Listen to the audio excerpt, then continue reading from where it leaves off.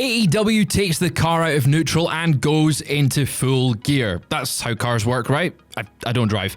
With AEW's Full Gear 2025 live in Newark, New Jersey. Cultaholic's own Tom Campbell is actually live in the building. There's a lot to cover, so let's dive right into it. So without further ado, I'm Fraser Porter, and this is what happened at AEW Full Gear 2025. On the Full Gear tailgate brawl, the Bang Bang Gang pinned Antony Bowens to win the $200,000 four-way tag team match. Then, the Big Show came down to ringside to sit in the presence of the Rizzler, and also watch Boom and Doom defeat Rocky Romero and Trent Beretta, but mostly just so he could hang out with the Rizzler. I'm actually disappointed we didn't get Paul White doing the Riz face at any point during this. Backstage, the Don Callis family are talking about their big opportunity to win $1 million and sharks with frickin' laser beams on their frickin' heads. But notice that Okada hasn't been seen anywhere today and his match is up soon. Then in less than 2 minutes, Hook and Eddie Kingston defeat the WorkHorsemen. Nothing else to say about this one, really. The CMLL Trios Championships were on the line next, but there was no sign of Okada initially, with only 2 minutes to go until the pay-per-view actually started. We cut to the back and he's driving into the building in his McLaren,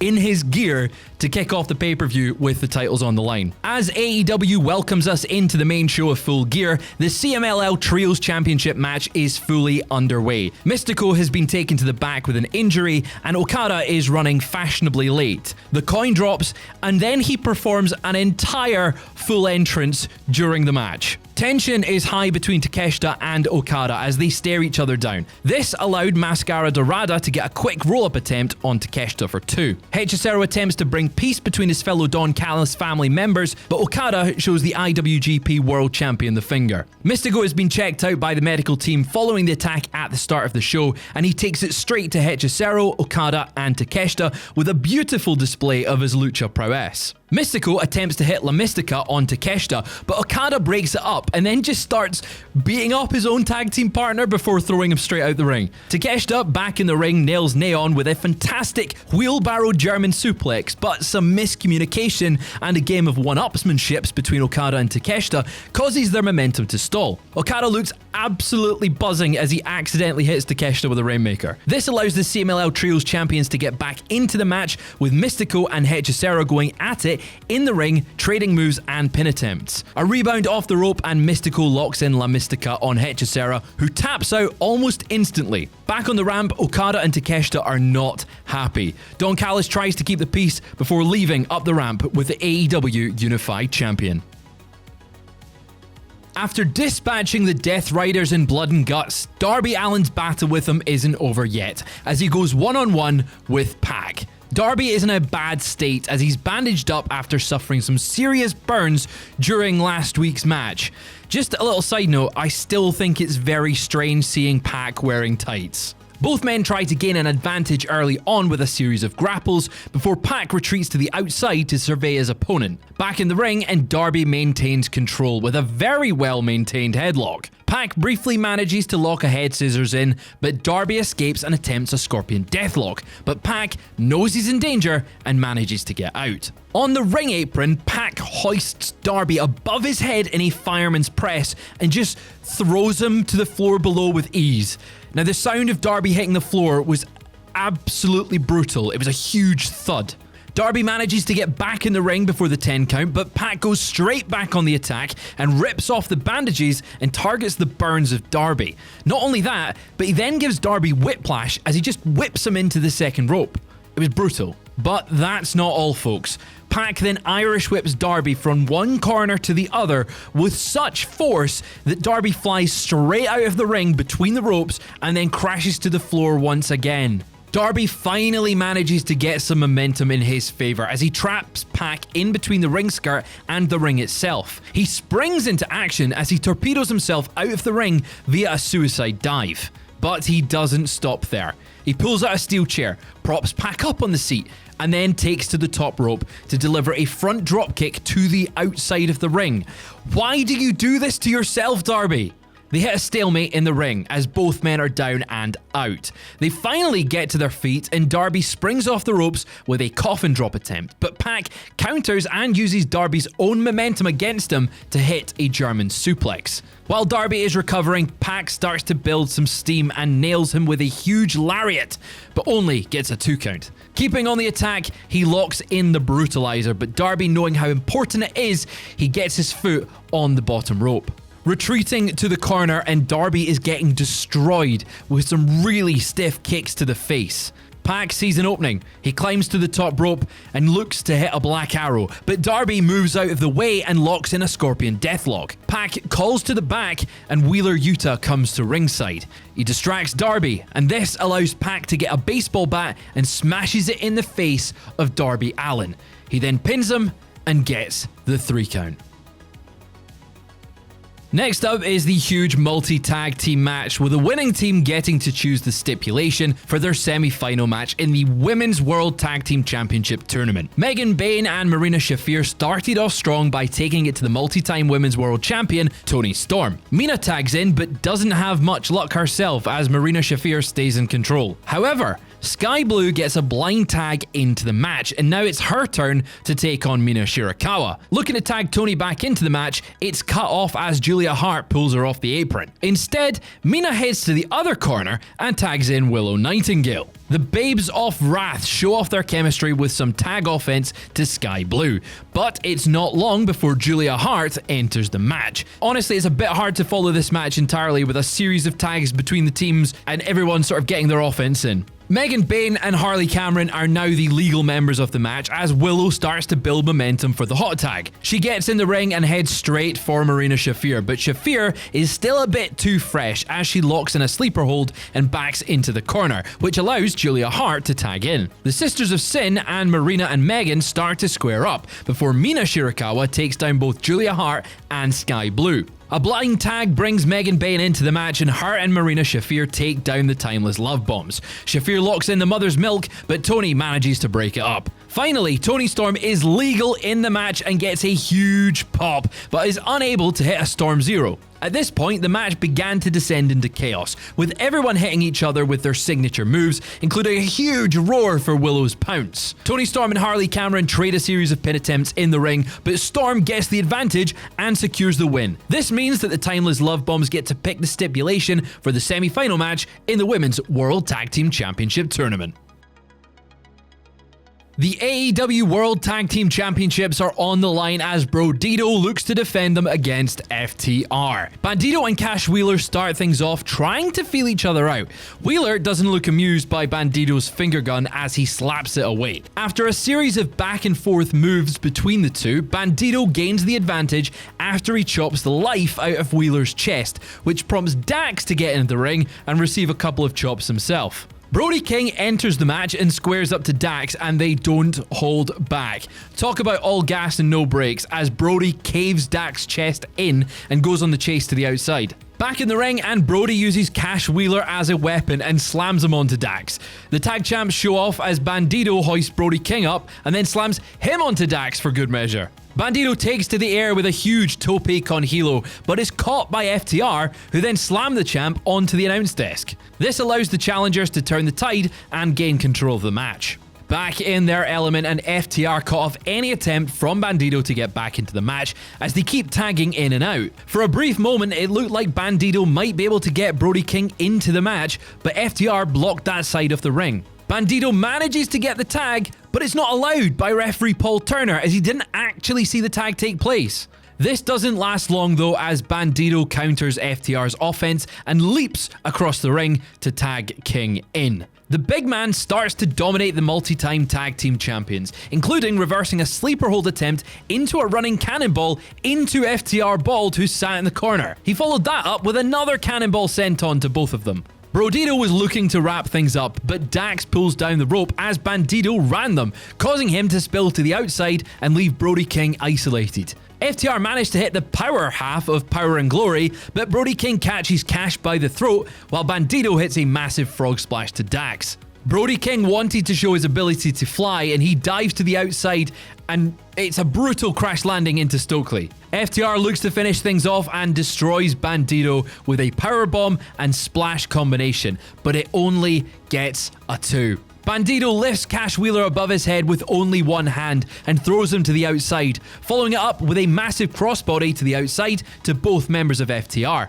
A failed 21-plex on Dax is followed up by a successful 21-plex on Cash, but FTR responds with a shatter machine, which almost secures them the win, but Brody King breaks up the pin.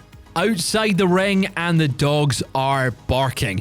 Brody King starts to build steam and goes full force into a steel chair as Cash Wheeler moves out the way. Cash brings the title into the ring, but Brody stops him. Dax kicks out of a roll-up attempt, which launches Bandito straight into the title belt, but he stays in it after a pin attempt. Brodito then uses FTR's own finisher, the Shatter Machine, against Dax, but he kicks out.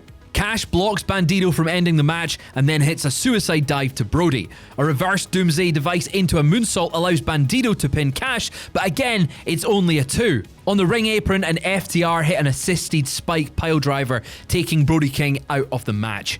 Back in the ring, it's 2-on-1 as FTR looks to finish things off. A spike piledriver looks to be the end of the match, but somehow, Bandito's still in it. Bandito raises the guns to both members of FTR before defiantly showing them the middle finger. FTR hoist him up and hit the Shatter Machine to be crowned the new AEW World Tag Team Champions.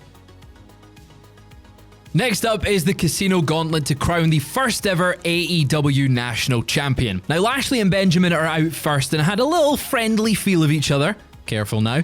Ricochet is out next, and the Gates of Agony blindside the Hurt Syndicate and brutalise them at ringside. Lashley in particularly is badly hurt, as the back of his head is smashed into the steel steps. As the clock counts down, Ricochet hits some dance moves in the ring, but next to enter the match is another bald man. It's Claudio Castagnoli representing the Death Riders. Ricochet takes to the air with a suicide dive, but Claudio catches him in midair with a European uppercut. He then throws him into the ring and starts to swing. Ricochet manages to recover a little bit right as the countdown reaches 0 and the Death Riders' Daniel Garcia enters the match.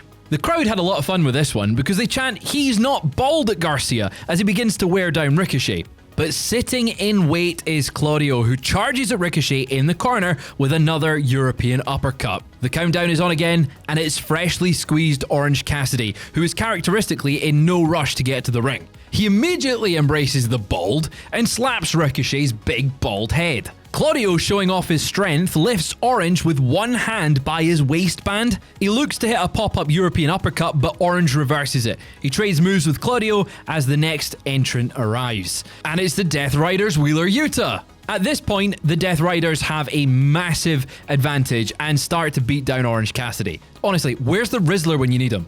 The countdown is on again and Kevin Knight joins the match. He makes an immediate impact as he gets some serious airtime with a flying clothesline to Garcia and then a leaping clothesline to Yuta. He gets in the ring and manages to stop Claudio from hitting him with a powerbomb. Knight and Ricochet begin to trade moves back and forth, but the Death Riders start to control the match again. The clock ticks down once more and Roderick Strong heads to the ring. He goes straight for the Death Riders and manages to catch Kevin Knight and Ricochet with some perfect backbreakers for good measure. Once again, the clock is ticking and Mark Davis makes his way to the ring, representing the Don Callis family. I'm really surprised we've not had more members of the Don Callis family, considering it's half the roster. He takes down both Wheeler Yuta and Daniel Garcia before a huge lariat to Roddy. Orange Cassidy tries to gain the advantage, but Davis spikes him with a pile driver. Kevin Knight was happy as his tag team partner, Speedball Mike Bailey, is the next entrant into the Casino Gauntlet. We get a glimpse of their signature tag offense before they both go to pin Mark Davis, causing a little bit of disagreement between the pair. They take down everyone else in the match before showing respect to each other and having a little wrestle between themselves. But Daniel Garcia is fed up of it, and he takes down both men. The entire Prudential Center's nipples are hard, as Daddy Magic Matt Menard is out next, and he batters his former protege/son/friend, Danny Garcia. They brawl and spill out into the crowd, so the Death Riders are now down one member. A big meat chant breaks out as Claudio Castagnoli and Mark Davis square off, but they're interrupted as the Hurt Syndicate slide into the ring and take down everyone. Ricochet somehow finds himself in the ring and falls victim to the Hurt Syndicate's attacks, even though he does try to escape. Orange Cassidy rocks Claudio and Mark Davis with some orange punches. He lines up Ricochet for one, but Yuta hits him with a knee. Kevin Knight breaks up the pin attempt and hits a splash on Yuta, but Ricochet takes advantage and hits a Spirit Gun on Knight to become the first ever AEW National Champion.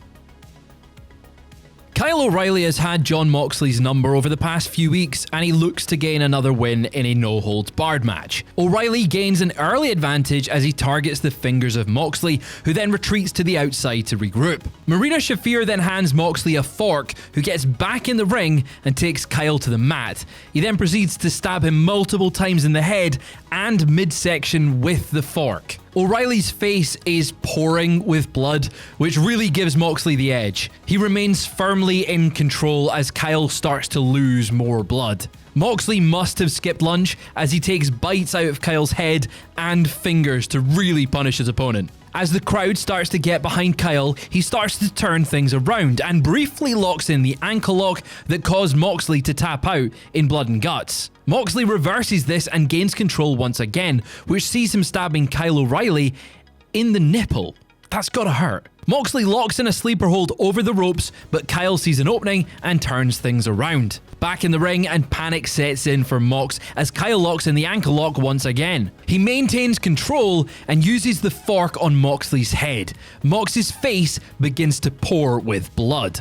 O'Reilly heads to the outside and pulls out a chain, which appears to cause some panic and trepidation from Moxley, who gets caught in a headlock. Mox grabs the chain and starts to wrap it around the neck of O'Reilly. With both men connected by the chain around their necks, O'Reilly hits a huge suplex that takes both of them down. We get somewhat of an impromptu chain match here as they both wrap the chain around the wrist and begin to exchange strikes. Mox manages to secure a bulldog choke, but Kyle avoids it and they trade control. Moxley locks in an STF, nice tribute to John Cena, but O'Reilly stabs Moxley's hand. In response to that, Mox stomps Kyle, which causes the crowd to sing Seth Rollins' theme. A steel chair is brought into the mix and Kyle's arm is placed in the middle of it, which prompts Moxley to stomp it shut. Moxley looks to break Kyle's arm with a Kimura lock, but Kyle somehow manages to gain control, locks in a knee bar ankle lock with the help of a chain wrapped around the leg of Moxley, which forces Moxley to tap out.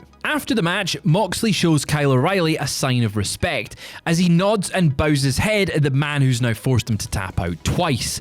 But he has a change of heart right as he's about to leave through the crowd. While medical staff are checking on Kyle, Mox runs in and attacks him and specifically targets what could be a broken arm. The rest of the conglomeration heads to the ring to check on their fallen friend as the Death Riders leave through the crowd. The TNT Championship is on the line next as Kyle Fletcher defends against Mark Briscoe. However, if Briscoe loses, then he must join the Don Callis family. To kick things off, we see both men trading blows, with Fletcher gaining the advantage as he's able to counter all of Briscoe's attempts to get into the match. Outside of the ring, and Mark Briscoe turns things around and throws Fletcher all over the ringside area. Fletcher catches Briscoe in midair and nails him with a brainbuster onto a steel chair. His advantage doesn't last long though, as Briscoe props Fletcher against a ladder and he gets into the ring and suicide dives to the outside. Fletcher sees him however and moves out of the way, causing Briscoe to crash and burn. This gives the TNT champion the perfect opening to taunt to the crowd. He goes searching for more weapons and finds another ladder. Mark Briscoe is busted open while Kyle Fletcher just throws him around the ring, wearing down the challenger. They both go to the top rope and Fletcher looks to hit a brainbuster onto a ladder bridge. Briscoe turns it around and throws the ladder at Fletcher, who catches it but walks straight into a dropkick. While Fletcher sets up multiple chairs as somewhat of a makeshift table, Briscoe launches a chair at him. As Mark Briscoe climbs the ropes to dive on the champion, Don Callis finally gets involved. This distracts Briscoe long enough for Kyle to push him off the top rope, causing him to crash through a table at the ringside area. Back in the ring, and Fletcher catches Briscoe with a sickening kick in the corner. After a series of counters, Fletcher lifts Briscoe up and runs full speed into a table propped up into the corner. He picks him up and nearly gets a win with a massive powerbomb, but it's not quite enough to put away Mark Briscoe. Going outside the ring, he grabs a bucket that is filled to the brim with thumbtacks. He pours them out on the mat and looks to end things. He grabs a pile of them and places them in the mouth of Briscoe before super kicking him directly in the face. But he gets a taste of his own medicine as Briscoe turns things around and hits a fisherman suplex on the thumbtacks for a 2 count. It's now Briscoe's turn to be in control, and he grabs a barbed wire table from under the ring.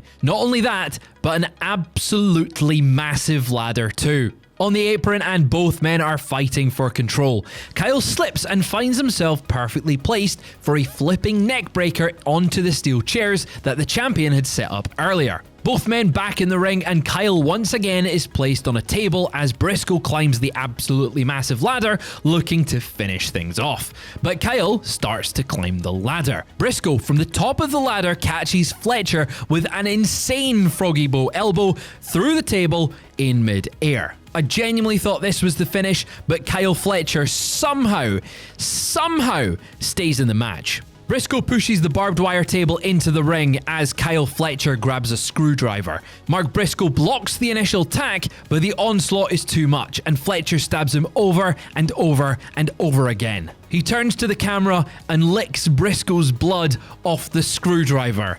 Gross. Somehow, Briscoe gets back into it and hits a brainbuster, but it doesn't get the win. In the corner, Fletcher pierces the screwdriver through the turnbuckle and looks to impale Mark Briscoe like it's the ending of Hot Fuzz. Briscoe escapes, but Fletcher keeps hold of the screwdriver and stabs Briscoe in the head once again. Mark turns things around and launches Fletcher through the barbed wire table before following up with a J Driller to win the TNT Championship, and more importantly, it means he doesn't have to join the Don Callis family. We have a new TNT champion, and his name is Mark Briscoe.